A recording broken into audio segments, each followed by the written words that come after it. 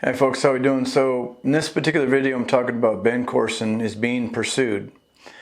What do I mean by that is, well, as I've said again in other videos, I'm doing another one because I still see him keep making YouTube videos and I see him slumping in that chair and I still see him trying to get around churches, he's trying to get around schools, he's trying to get something going. And so I'm keep trying to warn people.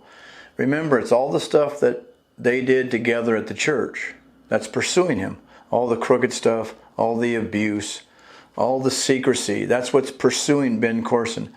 I'm just a voice using a public format, talking about a public person. He's been on TV, he's been on radio, ministries, churches, TBN, national news shows. So I'm trying to expose him once again, remind people. So it's, again, as he sits slumping in that chair and making those videos, do you know those people that are around him? Those are paid actors. He got a bunch of crooked, dishonest money from the church over the years that he thinks he can put into a bank account and it becomes honest. His father, grandfather's family, they took all that money and all that. Their ministry is dishonest and crooked.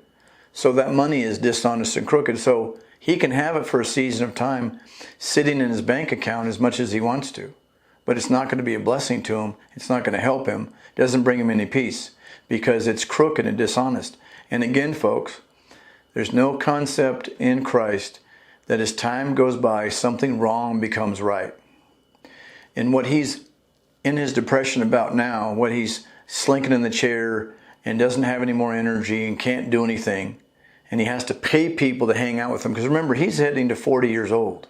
These people are in their 20s. I think it's sad that somehow these people are being manipulated by him to hang out with him. He buys his friends. Think about it. Who is his age going to be hanging out with him when people like him are married, they have kids, they have lives? See, they didn't get their daddy to give them a bunch of crooked money. Just transfer it from the church into his account so he can just hang out and play. They have to actually do jobs and work. He launched himself off of a dishonest and crooked ministry built by his father and grandfather. He's illegitimate. And you see, here's the thing. Think how many videos he's made. He can answer these accusations because he's gone in interviews and complained about me, harassing him, his family, and these false accusations, these lies. Well, then you could address him in 5 seconds. You know why he doesn't say anything about it? Because he's a coward. That's what he is. He's a coward. He can't speak of all the stuff he's done. And remember, when I say that he's being pursued, just think of what happened to him a year or so ago at Applegate, when all that stuff that he was doing caught up to him and overtook him. You see how he had to count the cost? You see how it affected him? Well, you can't quote grace and mercy because of that. You can't fabricate Bible verses and say he was removed from there. People didn't like him in the first place, and then they could get rid of him. So he goes down to Southern Cal, and now he's hanging out there because he has some funny money that was put into his account that him and his family cheated to get from the congregation and conned and scammed them. If you just listen to him talk, he says the same exact things. That silly little psychological stuff that he tries to do, that he just has a couple cue cards and he says the same old things. You can see there's no credibility there, and he's losing energy because he knows, because inside of him he knows that all the stuff that they've done is pursuing him and his family in that church, and it's going to overtake them. You think it was bad now, wait till people find out about all the other stuff. And that's what he understands. And he can keep looking into a camera. He can keep making up excuses. He's not a victim. He's complained about me stalking him and his family, harassing them. I'm trying to expose them. They're public people. I'm using this public format. He's a public person. And stop, he needs to do is stop being some crybaby. As his dad would say, man up. His dad used to say, John Courson used to give a teachings that he would always say to his children. Maybe Ben Courson needs to remember this. That John Courson always used to tell his kids to stop making excuses because that's all you're going to be good for. Man up and tell the truth. But he's too much of a coward to, because him and his family, they didn't do it right. So then he would understand that money in the bank account is not going to be blessed by the Lord. It's not going to bring him peace. It doesn't bring any peace because it's all illegitimate and crooked. And that's what's going to be exposed as time goes by. So I'm making these videos once again to expose these folks. I don't want him in the church. I don't want him in schools. I don't want him around kids. I don't want him getting another platform. And you'd ask yourself, well, who would give him one if he's done all this stuff? Well, that's the scary part of the folks in Applegate Calvary Chapel. And I'm surprised that he even tried to rekindle his relationship with Greg Laurie. They had some thing going on, but even Greg Laurie rejected him because he's old news now, and he doesn't want anything to do with him either, because when he tried to do something, he was called out really quickly of, what are you supporting this guy for now?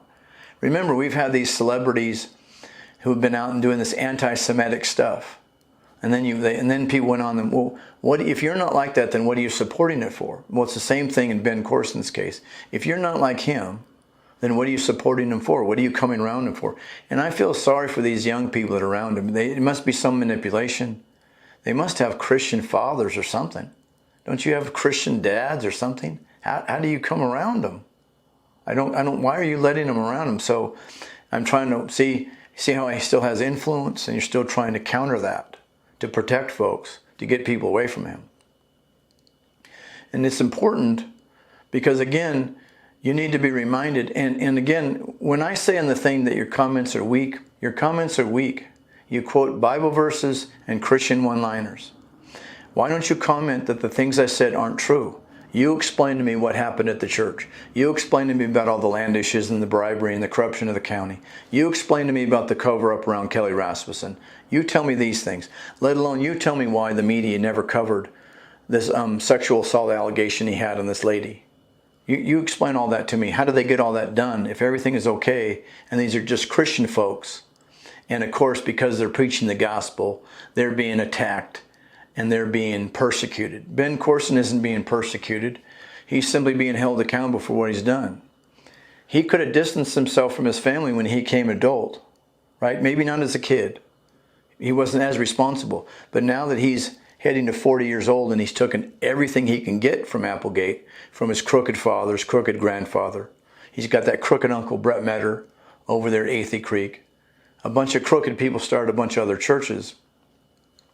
But he has to deal with that himself. And that's where that depression comes from, that fake routine he's doing. And one of the other things that's weird about him is he's going through is now he has this, we have this gender dysmorphia routine going on now. It's kind of a new word for kind of a new morality, a new thing. Of course, we're attacking children with it, but he has this age dysmorphia.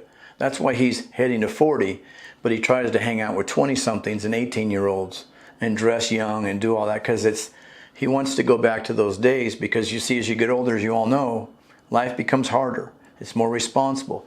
The same things aren't as fun anymore. And so, but nobody his own age is going to hang out with him because they have to work and jobs. They don't have a bunch of fake money that their daddy gave them to put in a bank account. It doesn't bring him any peace. He sits there all day long and makes a 2-minute video. So what he understands is that he's being pursued by his stuff. I'm just the person who's telling you that that's what's going to take place, that they're going to be overtaken by their stuff. So he can keep slinking in that chair and his low energy and doing nothing and hanging out and paying these people, paying these kids to hang out with him, which is weird. But it's going to overtake him and his family in that church. And it's not Bible verses and one-liners. One more thing. If he says that it's not true, again, he could clear it up in 5 seconds' time. See, ask yourself, if he was really getting a real interview, they'd be asking him about all this. See, he wouldn't be able to do his routine. So he's never been challenged or interviewed yet. So that's what's going to happen to him. Wait till that starts to happen and he has to start answering questions, or somebody does. And then you see it's not going to work anymore. So I want to keep warning you about these folks. Don't be deceived by them. You have to follow the Lord and think it through. Now, if you don't know all these things are true, then why don't you ask some questions? Instead of commenting to me that I don't like them, I don't. Why don't you go do, I've already told you this before, do your own research, ask your own questions.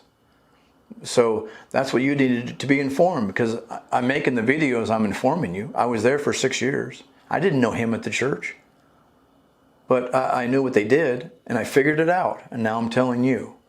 And I don't want him to show up someplace else because some other crappy church wants to bring him around and get him around people, get him on a platform, give him influence, that's what somebody's trying to do. That's what he's hoping to do. And we don't want him to do that. We want him to go away. Go get a job, go live your life, get out of the ministry and that influence. And so again, thanks for watching. This is Mike Stent, the Office for Truth.